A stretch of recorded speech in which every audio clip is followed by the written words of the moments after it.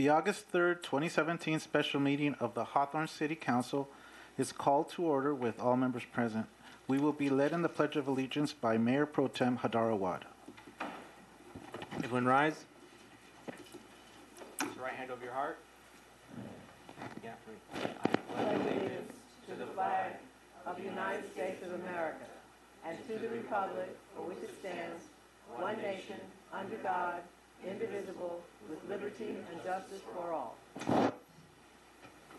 Thank you all for being here. First of all, I'd like to start off by thanking my council colleagues, Mayor Pro Tem Hadar Awad, Councilwoman Angie Reyes-English, and Councilwoman Olivia Valentine for taking the initiative in calling the special meeting so we could get the ball rolling and make things happen here on this very, very important project. As was stated earlier by my colleague, Mayor Pro Tem Hadar Awad, all eyes are on Hawthorne, especially with this big endeavor that we have before us. SpaceX is based here in the city of Hawthorne. We also have elements of Tesla that are here, the solar cell operations as well, and now the Boring Company. So this is definitely reason to celebrate. With this innovation that's going to take place, it's going to give us alternative travel to relieve some of the travel that we possibly have, we did have above ground, and maybe taking it underground so we can transport ourselves more efficiently. This is very important for us, so that's why we are taking the initiative as a group to make sure that all our I's are dotted and our T's are crossed to make some good things happening. Mayor Pro Tem? Yes, thank you, Mr. Mayor. And I echo those same words that our mayor said as well. But the reason I called for this special meeting is to, one, ensure that our staff and elected officials clearly understand what is being discussed in regards to Mr. Musk and his Boring Company. And the second and most important reason to set the record straight on where the city stands in regards to this project. Although we are very excited about this innovative project, we want to make sure that we follow the legal procedures that we as a city council are responsible to follow. Again, we were elected to represent and protect the residents of the city and the city itself, so that's all we're trying to do is to ensure that the public understands where we are and that SpaceX as well as the city is protected on all matters. That's all. Thank you so much, Mayor Pro Tem Hadar Awad. So let's get the ball rolling. Mr. City Clerk or Miss City Clerk, please read the guidelines for oral communications, please, ma'am. Pursuant to Government Code Section 54954.3, the public shall directly address the legislative body concerning items that have been described in the notice of special meeting. Representatives from the Boring Company and SpaceX will have ample time to make their presentation after we ask the members of the community to come and express themselves if they wish to do so. I don't have any cards. Does anybody from the community want to communicate? Go ahead, Mr. Migo. Of course, I would prefer to wait for the presentation because it might conjure up some other additional thoughts, ideas, questions, whatever. But so if something does come up, would you be okay with like a follow up or go back as you like to call it on the dais over there? Anyway, name is Gordon Michael Migo, native and resident of the city of Hawthorne since October the 8th, 1952. Live in the Ramona tract, and I want to say I'm really proud to have Elon Musk, SpaceX, Tesla, and now the Boring Company right here in the city of Hawthorne. Hawthorne is going places, and we're just really kind of getting started. Our new 21st century look, so to speak. And of course, as Councilman Hadar Awad, so indicated that we want to make sure that we know what's up, where we're going, and we want to kind of cover all the bases, make sure that we're not caught unaware, and so on and so forth. And I know, like whenever they do the Metro Rail Green Line, they shore up the tunnels as they go along, concrete lined or whatever. I'm not sure what will be presented here as far as that regard, as the whole boring progresses. And also, I was going to say, since it is going to be essentially going like down 120th Street, I and some other people got to be thinking about, hey, we have this project across the street that we're trying to get back online. That is the Hawthorne Plaza Mall. Why do we not have a connection between the SpaceX and the Hawthorne Plaza Mall, which we're working on for the shopping, dining, and entertainment portion of our downtown revitalization. And here you could have SpaceX employees and others that are coming, in at the Hawthorne Airport that could shuttle right from the airport or from SpaceX and come right to the mall and go back and so on and so forth. And I think that'd be superb. That it would greatly expand the opportunities for people to come here to do their shopping, dining, and entertainment. And if it was at all possible for a kind of offshoot tunnel, one that could kind of offshoot over to the Civic Center, to the City Hall, or yourselves could jump on and go on over to the mall or to the SpaceX, the airport.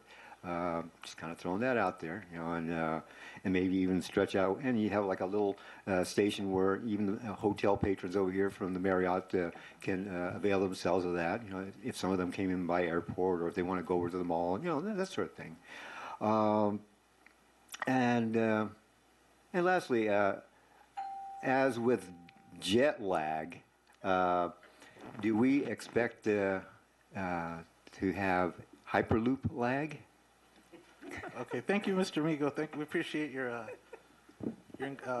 inquisitiveness there. Is anybody else would like to come up and address the council? Right now's a good time. Okay, I see a lot of people that I don't regularly see, but are welcome to come up and speak.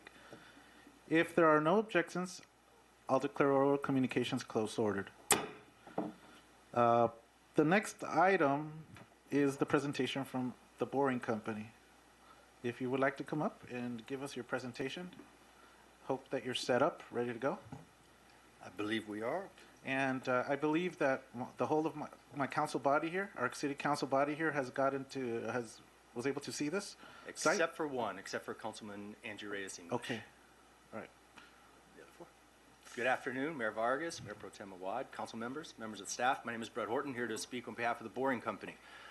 What we're going to be doing today is clearing up a few things, telling you exactly what we're doing and proposing, and then also kind of introducing you and the community to the Boring Company. And I like the way you think.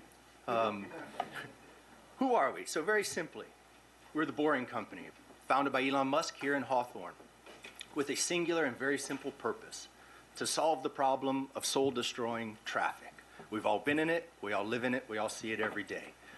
What we are proposing is a network of tunnels, long-term, to carry autonomous, zero-emission vehicles at higher speeds than traffic allows currently throughout short and long-term distances. What we're talking about today is a test tunnel, purely for research and development, 2 miles long under 120th Street. So I'll address the alignment, the proposed alignment, and then several major concerns, one being safety, and one being monitoring of the existing utilities under 120th Street. And then I'll open it up to any questions that the council members may have. So first, the alignment. We are currently permitted to tunnel in our private parking lot that SpaceX owns. It's at the corner of Crenshaw and Rocket Road. The first tunnel permit is for approximately 350 feet. The second phase that we're discussing today for the test tunnel turns the corner and goes down 120th to Hawthorne Boulevard. It's right at 2 miles long. This is the extent of this tunnel. It is a research and development tunnel meant for us to learn about our tunneling machine, understand the technology and where we can improve it, and then also test and prove out the transportation system. So to speak very quickly about the way the transportation system works and what we're going to be testing in this tunnel is it's based on Tesla technology. We all know about autonomous driving and the capabilities that we've seen demonstrated in various videos. We're going to be using that technology, but instead of an enclosed Tesla, it's going to be an electric skate. So imagine the drivetrain of a Model S with a flat platform on top of it where cars can drive on, turn off, and then go through the system. In this tunnel, we won't be putting any cars. And I think one of the critical things to understand today is that we'll be testing the skates, and we'll be testing the technology. This is not meant to be a tunnel that's inhabited by people, and it's actually not meant to transport cars or people throughout the tunnel. It is just a test tunnel. So one of the primary concerns, and it's really been a pleasure to work with city staff to address these concerns, is utilities. We know there is gas, electric, fiber optic, sewer, storm drain, as well as water lines running throughout Crenshaw Boulevard and specifically along 120th. We have reached out to all 19 utilities that we thought have or may have utility lines in the street, and we've gotten responses from those that do. We've actually invited them to take the same tour that the council members and mayor, the same tour that you took, so they can see what we're doing. Their primary concern, and one of the two major concerns about tunneling, is does the ground move? Does it settle? Which means, does it shrink? Are we going to break the storm drain line when we tunnel under it? And the answer is no. And we prove that in two different ways. First, it's through appropriate and responsible design at the beginning of the project. And then it is through monitoring and any action required by any monitored settlement. So what we are doing is we've done an extensive survey throughout the 2-mile alignment. We know all the utilities that are in place. And what we're going to do is we're going to locate what are called utility monitoring points, UMPs. Fancy way of saying we're going to drill a small hole down to the top of the pipe and stick a steel rod on top of it with a little prism on top. And then we're going to survey it continuously to make sure we know if it goes up, if it goes down, if it goes left or right.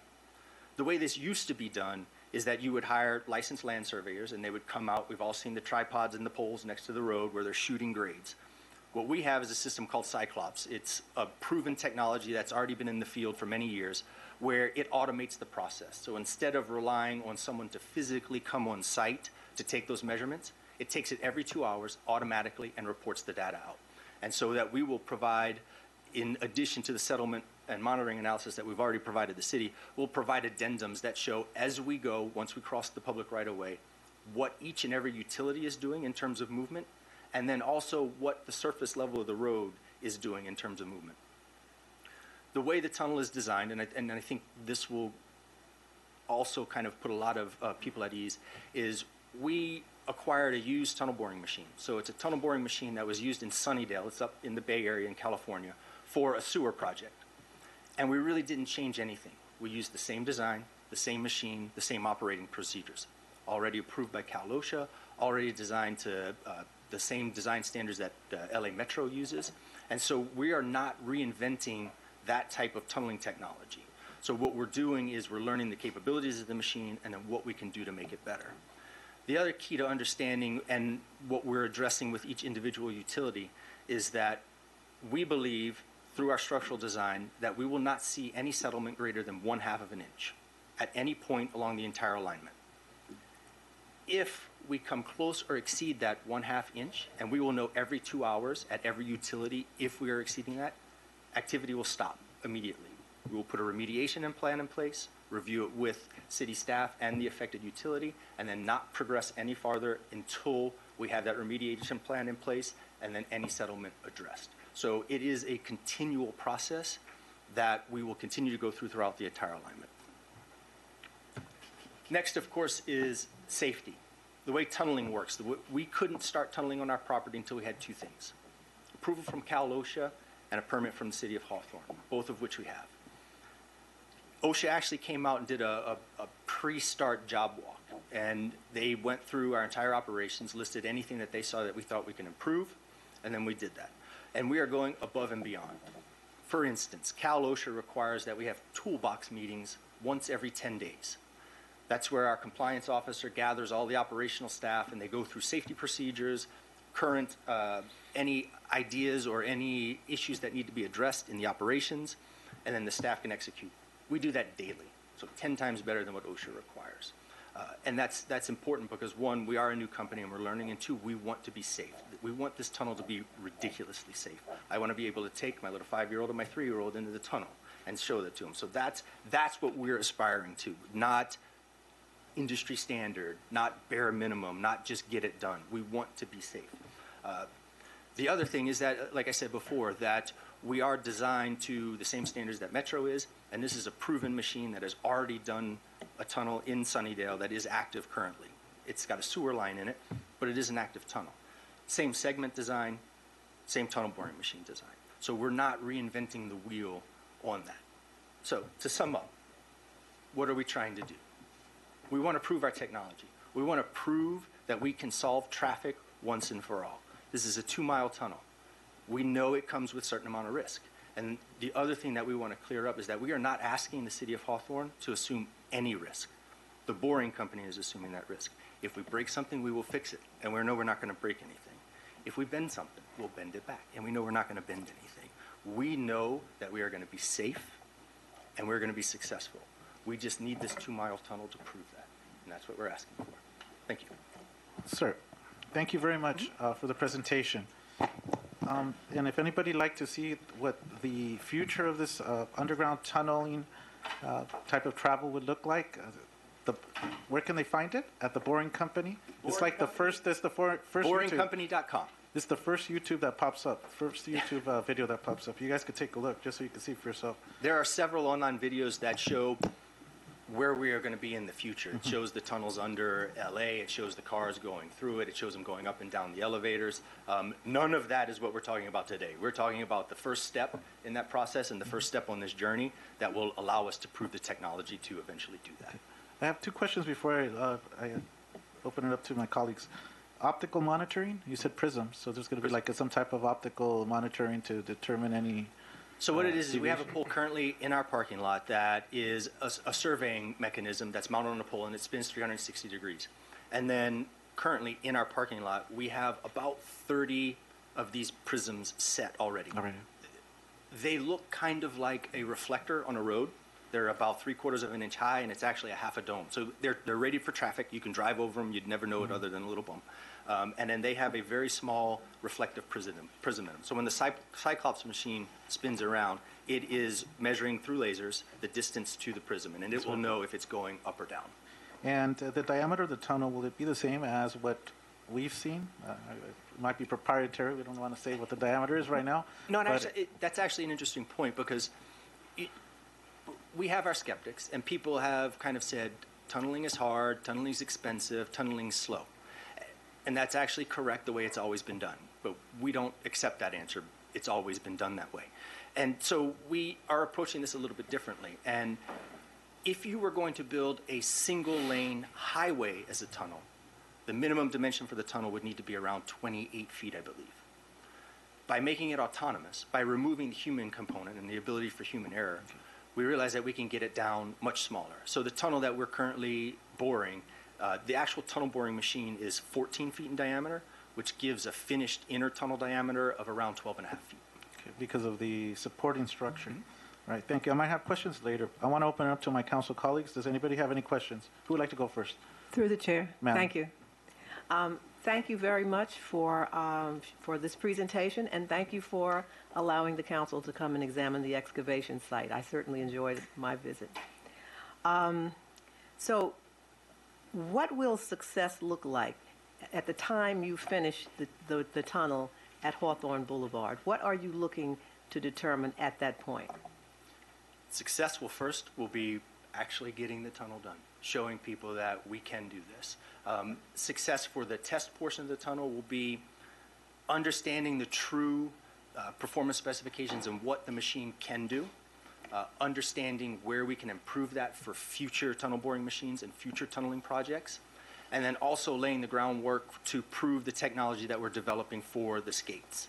Because we know it's going to operate a little bit differently in a tunnel versus on the street. And so taking what we are designing, some of which is proprietary, we won't give away the secret sauce, but then proving that in the tunnel and showing that we do it safely, reliably, and for a significant cost savings to traditional tunneling projects. And what timetable have you set to determine whether or not this is going to be successful? Well, we think once we cross our property line and go into the public right-of-way, we think it's going to take us about 8 months to finish the tunnel. Yeah. We don't have a set timeline. We want to test as quickly and reliably as possible, so success will come quickly. We don't move slowly. That's why we're here. And we continuously iterate. We like to fail fast and continuously improve. So success will come very quickly. And I think it would be, I won't put an exact timeline on it other than to say it's going to be very fast. And once you've completed the tunnel at Hawthorne Boulevard, what's the next step? The next step is to use what we learn to make stronger, faster tunnel boring machines, to make a safe transportation system, and then to figure out where we want to go next. If you've had the opportunity to look at the videos online, it's not a secret. We want these tunnels to be everywhere. We want to duplicate the road network in LA underground. So the next step is to go everywhere and anywhere that we can to extend this network. Could it be under Hawthorne? Could it go to the mall? Could it come to City Hall? We might pop up right here. We don't know. But that is part of it. Okay. Now, you've already demonstrated the Hyperloop. How will the Hyperloop and the tunnel you're building now, how will they interact, or will they? Currently, they're two separate ideas. What is interesting about tunnels, and this is something I didn't personally know, is that the way the concrete segments are designed, to basically make them waterproof, it's very easy to make them a vacuum. So we could, at some point in the future, create a Hyperloop out of this, but that's not what we're testing in this tunnel. Is it a potential idea some point in the future? Sure. But is that what we're doing now? No. Okay. I may have questions later on, but right now I'll turn it over to my colleagues. That's a good clarification that you made with regards to the Hyperloop and the tunnel being a separate type of effort. Some people think that somehow you were going to incorporate it, but thanks for clarifying that. Mayor Pro Tem? Or Mayor Pro Tem, would you like to go first? Or Councilmember Angie Who's on Reyes English. first? Well, thank you so much for being here today, and I first of all need to commend Mayor Pro Tem Awad for the convening of this meeting, because it's very important, for one. And I echo the sentiments that have already been expressed. I, for one, want to assure we are working collectively in this matter, that we all understand each other's concerns, moving forward in a united front, and for the betterment of Hawthorne and its residents. My concerns and further questioning will be with the residents' interest and/or concerns at hand. With regards to what you just presented here today, I have concerns, obviously. However, there's additional things that I still have to evaluate. I sure wish we had the presentation before us so that we could have, at least myself, seen it and be more familiar with it. I know you made mention the boring company not being a secret. To be honest, it's new to me. Okay. And moreover, the last council meeting was the first that I heard of an EIR permitting process. So with all fairness, if you will. Absolutely. Okay. So with regards to the 2-mile tunneling, will people say, for instance, we can't say necessarily, say, for instance, that this, the boring company will put people at ease, right? The boring company, the machinery that's going to be used, it's putting your agency at ease, knowing that, first of all, it's been inquired by prior work and at previous work. So that's in the, again, putting at ease for your organization and group. I know you made mention that it's similar to Metro, and had said that. I'm familiar with Metro. I sat on the Service Council for Metro for over 4 years. And I know in the Metro development of its extended lines throughout our city and LAX, they've been very helpful to the businesses and those affected by these types of tunneling. So had said that, my question to you would be, and you could come back with it if you don't have that answer, whether or not the boring company would be helping those businesses and or residents that are affected, compensating them in somehow, especially to businesses that have ongoing patrons at their locations. So that's one there too. I know you made mention of an 8-month timeline. I have my concerns regarding that. And so I think there's going to have to be a continuing of the concerns that we have here with regards to coming back with additional information, more of, and then I'll wait to see what our city manager and other folks in our city has to say ultimately in advising our council. Absolutely, and to kind of hit on those 2 points, if we were tunneling under this room right now, we would be talking just like this. You wouldn't know we were there. So effects to businesses and effects primarily to traffic, there won't be any. There won't require any street closures, no traffic diversion, no red light changes, no crossing guards.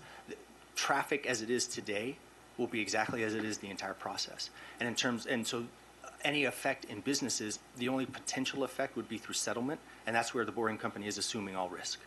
It wouldn't be at the council, it wouldn't be on Public Works, it would be at the boring company to replace any of that. And we know we're not going to have that impact because we'll get to the deepest where the top of the tunnel is 24 feet below the surface of the road. And so you won't even know we're there. It was kind of funny, a few days ago, one of your Public Works inspectors was actually on site at the tunneling to test noise, to understand, do you feel vibrations? Do you hear this machine when it's activated? And so we stood at the back of the launch shaft and waited until we saw the dirt coming out. And then we walked to the parking lot when we were standing roughly over where the machine was going. You didn't hear it. You could put your hand on the parking lot and you didn't feel the vibration. And it was a 14-foot diameter machine spinning and chewing dirt. And so any other information we can provide, we'd be very happy to provide. And we still hope that you'll come out and see it. And we'll do that same test. You will be standing above it running. The dirt moving equipment that's on the lot and the crane and the compressor that provides air to the shaft actually make more noise than the tunnel boring machine in it. And all above ground operations, and that's I think another good point to clarify, is that there is no construction work above ground except for on SpaceX owned land. So it is our way, because we know that tunnels, when they come out of the ground, they can disrupt businesses and especially traffic. We're not doing that with this test tunnel. Everything's confined to our land. So we're only digging up our parking lot. Okay, and just to be clear, I have coordinated some appointment dates and times to come out. As you know, I have a full-time job, so trying to accommodate in assuring that I too have the experience that my colleagues have had and are able to speak a little bit more on it since they were on site and I have yet to get there. So I see the activity happening as I travel every day here in Hawthorne. It's quite exciting, just as the Hyperloop was and continues to be, and we're going to be looking at another Hyperloop event coming up here shortly. At the end of this month, the next student competition, phase 2. So I want to, again, thank you for coming and expressing. Obviously, it's very important to the mayor because he made an effort to get back from vacation just to be here today, so that's important. But also, I want to also make mention that are you going to be doing any community outreach to the residents of Hawthorne to address their concerns, their questioning in the same manner that we're here today through meeting with either organization groups, homeowners, or those alike, so that they could fully understand exactly the impacts and or not, because I understand we're still doing an EIR, and it's possible that the EIR and some other requests might happen down the road. Not sure. I know you like to move fast. We want to move assuredly that we're doing everything in the correct and right manner. So. And I think that's actually a good point with community outreach. We know this is a big project, and we wanted to kind of start at the top, and that's why we're here today, and we appreciate the special council meeting being called. And I think we'll take that back, and we will start that outreach immediately. Thank you. Mayor Pro Tem, what? Thank you. First off, I want to thank you for coming out here with the presentation. I know when I came to you and the Boring Company team and wanted to call the special meeting, just to have the residents kind of know where we are and their safety. That's the biggest concern, is just safety. And it's, when I was at the test site yesterday and we were going over the safety procedures you guys are implementing within the tunnel, you guys are being very over compliant, which is a phenomenal thing. If you could just stress to the public again the different extra procedures you and the Boring Company are taking to ensure that the tunnel is built safely as well as for the residents? So the primary mechanism that we use is, one, that we have a full-time safety compliance officer. And this isn't a position that is from an inexperienced tunnel person. We actually are contracted someone from JF Shea who is doing the corridor extension for the Black Line. This is someone with a decade or more of experience doing tunneling. He's our safety compliance officer. He's on site full-time. So he does daily what are called toolbox meetings. Basically, he pulls all of the operators and the above-ground personnel together, and he does a full safety review, check-in, check-out procedure, making sure that they're all wearing their safety vests and their hard hats. Any tools that they have are the correct tools and are registered properly so that we know everybody who's in the mine checks in properly, who's coming out of the mine checks in properly. We do that daily versus an OSHA requirement to do it every 10 days. The other thing that we do is our classification per Cal OSHA is potentially gassy, which is pretty much every tunnel in the LA basin, which means we have the potential to hit primarily methane gas, but some other gases while we're boring. OSHA requirements say you have to take air monitoring samples 2 times per shift. We do it every hour because we have a full-time safety compliance officer, and again, we are concerned about safety. It's one of our number one priorities, and so we go above and beyond. It puts our mind at ease. It puts our workers' minds at ease to know that we're not doing the bare minimum. We are going to provide you with accurate information in real time to continue. Wonderful. Thank you for that. Also, Mr. City Manager, just so that we can all be aware, the timeline and where we're at in regards to the project with permits and the next proceeding meetings, where are we as a city in regards to the tunnel? Currently, we are still buttoning up with reaching out to other underground utility owners. In fact, as of 2 hours ago, we received a response from county sanitation districts.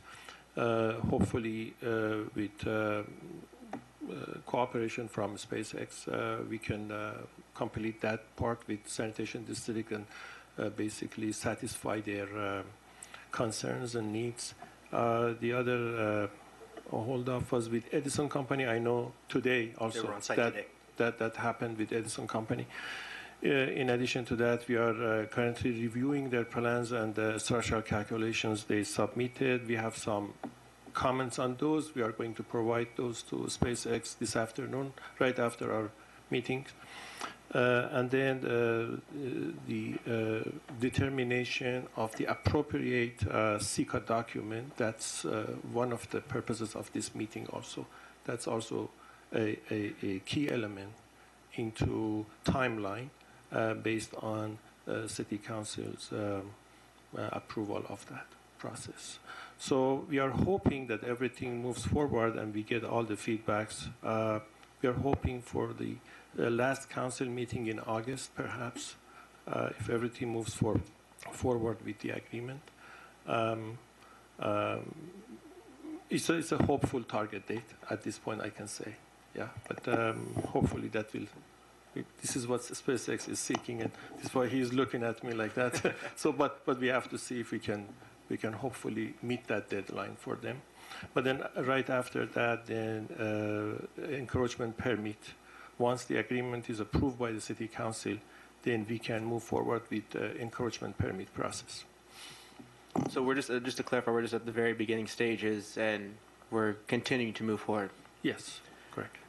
Thank you for that. It's a very exciting time in Hawthorne, where we're the boring company, Elon Musk, and your team. You guys are knocking on the door of innovation that hasn't been seen really ever, and it's exciting to be a part of it. It's exciting to see it, start here in our city, and I guess over the next couple of months, Hawthorne's going to get a little bit more boring, but it's a good thing. Thank you again. Councilman Michelin, do you have questions, sir? Yes, first of all, thank you very much to Mayor Vargas, Mayor Pro Tem Awad for taking the initiative on this. I'm very excited about this project. I toured the site, and I, too, want to have a very safe tunnel. And you said your standards are very high, so we have your own kids go through it. And you raised some concerns about gas, electric, fire lines, and our city manager said we're still reaching out for that. You did acknowledge there's a potential of some risk about potentially hitting methane gas. So you told us you're going to be moving fast and you don't move slow. However, if there are any safety issues, you will move slow. Is that true? Correct, and that's also where we're implementing the continuous monitoring system for settlement, because when you do move fast, you have to have data that chases you, and you can't move fast and rely on old technology and wait till tomorrow to see if something messed up. So we'll basically have instantaneous results to know that if something even begins to go wrong, we stop. We stop until we know what happened, we know how to fix it, and then we bring in the appropriate parties, whether it's Public Works or a specific utility, to put the fix in place before we go any farther. And usually in these projects, we have an environmental impact report to tell us about the impact on the environment. Are we going to have an environmental impact report for this project? We've actually been discussing that over this entire process. And the way we feel, because this is a test tunnel, because it's not meant for human occupancy and it's only a proof of concept, also because all of the construction work is basically already done on our private land, there is no cultural impact, there is no significant environmental impact, there is no business impact that this project will create. It's already happening under our private land, and when we continue, you won't even know we're there. So any risk to the environment is negligible in our opinion. So are we going to have an environmental impact report? I think we're still discussing that. Are you for it or against it, or? And where we are is that we feel that we qualify for an exemption under CEQA, and that is the path that we would like to proceed on. There's another way we can go. It's an expedited environmental impact report, a negative declaration, which will shorten the length. Are you open to that? I think we will discuss anything. We're open to anything that the council presents or city agencies present to find a path forward. Thank you. Sir, when you were talking about the monitoring, of course, you're boring, so you can set all the monitoring points behind you. Do you have a manner in which you could monitor right up ahead of you to anticipate any potential hazards that you might encounter? So then you could stop and address that. The prisms are actually set out along the entire alignment before we start. Oh, before you start. Correct. Okay, good. So what we did on our property, and part of it was because there's a storm drain on our property that we were going under, and we were fairly close. We shoot elevation grades prior so we can set a benchmark. We know where we are today. We shoot them during the excavation work, so we know where we are now, and then we'll shoot them after we pass up a utility or an intersection to know where we've gone. When, I guess Metro, right? When Metro or like up in Sunnyvale, they've built these tunnels. They've used boring machines like the one you have right now. Have there been any impacts to the residents or to the businesses that you have had, these groups have had to compensate them for? I can't speak to Sunnydale or any other tunnels, but we toured the Metro Black Line, that extension that's going underground. They were the section that we saw. They were seeing ground settlement at 1/4 of an inch or less, so it's almost imperceivable. So, is that potentially somewhere that we could find a tunnel that impacted a business? I'm sure that does exist, but nothing in our research shows that we're going to have any impact of any of the businesses along the alignment. So like what I was trying to get at was that it's going to be so low that people aren't going to feel this happen. They're not even, somebody could be tunneling under us and not. Absolutely. You don't even know. You don't hear it, you don't feel it, and you certainly don't see it because it's 20 to 24 feet below the surface of the ground. Okay. Anybody else? Yep. Go ahead, ma'am. So when I was just thinking to myself, when you said you're not aware of any impacts, Los Angeles has a lot of them, especially the Crenshaw line. So just an FYI. You might want to look into that too. With regards to the CEQA exemption, I'm obviously going to be listening very clear to what is being recommended from our department heads on those efforts, because at this point we have the unknown, and I think we owe it to our residents to provide them what ultimately can or cannot happen, and I think that's important. Can you provide, just out of curiosity, what is the estimated cost of the project?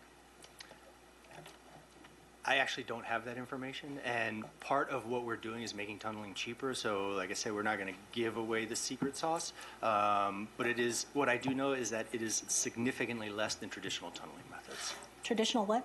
Like tunneling methods, where a government would go out and contract for a company like JFCA to tunnel the metro line. We are seeing significant cost savings, but the cost of this project, I don't have. I can possibly get that estimate. Okay. Thank you. Anyone else? Okay. Briefly, Yes, go ahead. you said you were going to ask for an exemption. If you do get this exemption, are we going to have any kind of independent report to tell us about the environmental impact? Yes, we've actually already prepared one. We hired Dudek, who's an environmental consultant, and we can get that report to all of the council members. Thank you. All right, thank you for now. I'm going to move on to the next item, which is item number 3. Thank you very much. Thank you, sir. Item number 3, appointment of City Manager Arnold Shadber as city's real property negotiator with respect to the granting of an easement for a tunnel project under 120th Street between Crenshaw Boulevard and Hawthorne Boulevard in the city of Hawthorne. I move. Second. Please vote.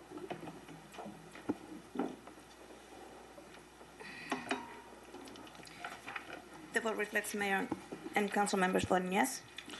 Item number 4 and 5, we still have an opportunity for people to speak on this.